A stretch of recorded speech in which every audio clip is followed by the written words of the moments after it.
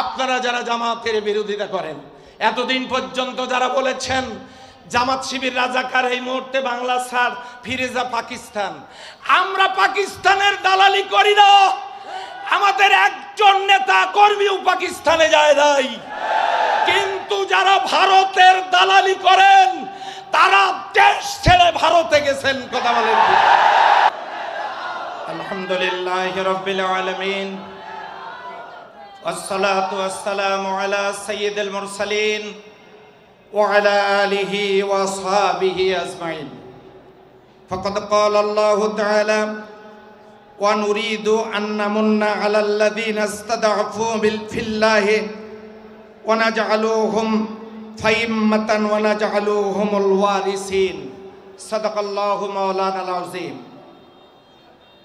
মজলুম মানবতার বিশ্বস্ত ঠিকানা বাংলাদেশ জামাত ইসলামীর বিশ্বনন্দিত নেতা মোহতারাম আমির জামাত ডক্টর শফিকুর রহমান সাহেবের শুভাগমন উপলক্ষে আয়োজিত আজকের এই পথসভার সম্মানিত সভাপতি, উপজেলা জামাতের সুযোগ্য আমির, জেলা জামাতের সম্মানিত সেক্রেটারি, মজলুম জননেতা জনাব আলহাজ হযরত মাওলানা এনামুল হক সাহেব, জেলার সম্মানিত নেতৃবৃন্দ, উপজেলা মজলিসে শুরা কর্ম পরিষদের সদস্যবৃন্দ, যুব বিভাগের সম্মানিত দায়িত্বশীল বৃন্দ, শ্রমিক কল্যাণ ফেডারেশনের সম্মানিত নেতৃবৃন্দ, বাংলাদেশ ইসলামী ছাত্র শিবিরের শহীদ কাফেলার সম্মানিত নেতা কর্মীবৃন্দ, সাংবাদিক বন্ধুগণ,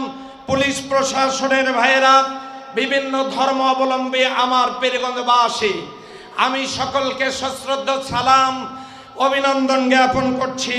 আসসালামু আলাইকুম ওয়া রাহমাতুল্লাহি ওয়া বারাকাতুহু।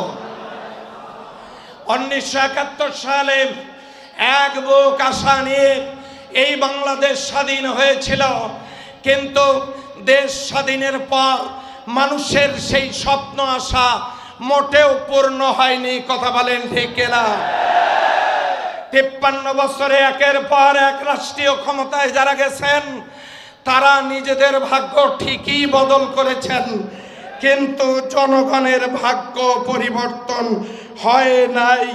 জনগণ আজও সেই আগের অবস্থায় রয়ে গেছে, ঠিক নয় কি? এদেশের মানুষের ভাগ্য বদলাবার জন্য জামাত ইসলামী আল্লাহর জমিনে আল্লাহর দ্বীন কায়েমের কথা বলেছে। আমাদের দুজন নেতা শহীদ মাওলানা মতিউর রহমান নিজামী, শহীদ আলী আহসান মোহাম্মদ মুজাহিদ 3টা মন্ত্রণালয়ের দায়িত্বে ছিলেন। দুঃখজনক হলেও সত্য যে তাদেরকে শহীদ করা হয়েছে। 3 মন্ত্রণালয়ের দায়িত্ব পালন করেছেন। দূরবীন দিয়ে খুঁজেও তাদের মন্ত্রণালয়ে 1 টাকার দুর্নীতি পাওয়া যায় নাই।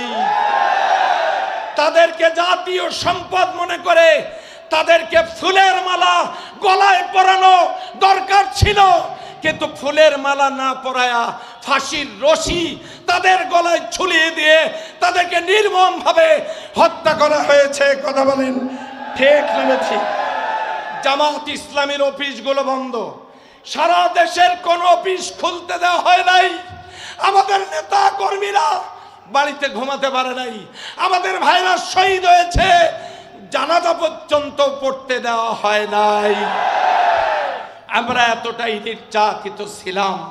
আল্লাহ তাআলা সূরা কাসাসের 5 নম্বর আয়াতে চমৎকার সুসংবাদ দিলেন আমাদেরকে।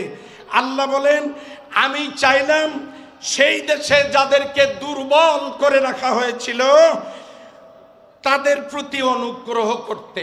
আল্লাহ আমাদের প্রতি অনুগ্রহ করছেন না করেন নাই? এবং তাদেরকে নেতা বানাতে। আজকে আমাদের নেতা ডক্টর শফিকুর রহমান বিশ্ব ইসলামী আন্দোলনের নেতা। কথা বলেন ঠিক কিনা? এবং তাদেরকে এই জমিনের উত্তরাধিকারী বানাতে ইনশাআল্লাহ আগামী দিনের দেশ পরিচালনার গুরুত্বপূর্ণ দায়িত্ব পালন করবে বাংলাদেশ জামাত ইসলামী।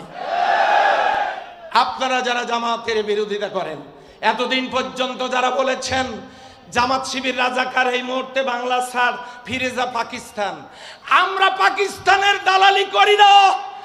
আমাদের একজন নেতা কর্মীও পাকিস্তানে যায় নাই। কিন্তু যারা ভারতের দালালি করেন তারা দেশ ছেড়ে ভারতে গেছেন। কথা বলেন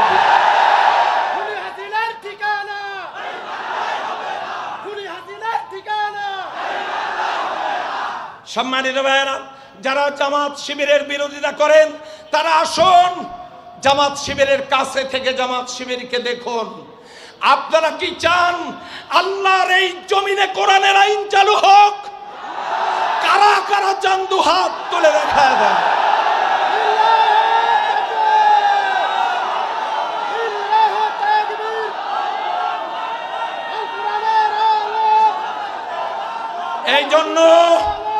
এই জন্য মানুষের, প্রতিটি মানুষের ঘরে ঘরে ইসলামের দাওয়াত পৌঁছায় দিতে হবে। কথা ঠিক নয় কি? পীরগঞ্জের প্রত্যেকটা বাড়িতে বাড়িতে আমাদেরকে কোরআনের দাওয়াত পৌঁছিয়ে দিতে হবে। আসুন, যারা আজকে 53 বছর রাষ্ট্রীয় ক্ষমতায় থেকেছেন তারা আবার এসে বলতে চাচ্ছেন আমাদেরকে ভোট দেন, আমরা উন্নয়ন করব। আরে ভাই, আপনারা উন্নয়ন করবেন, এখনো পর্যন্ত দখলদারিত্ব তো বন্ধ করতে পারেন নাই।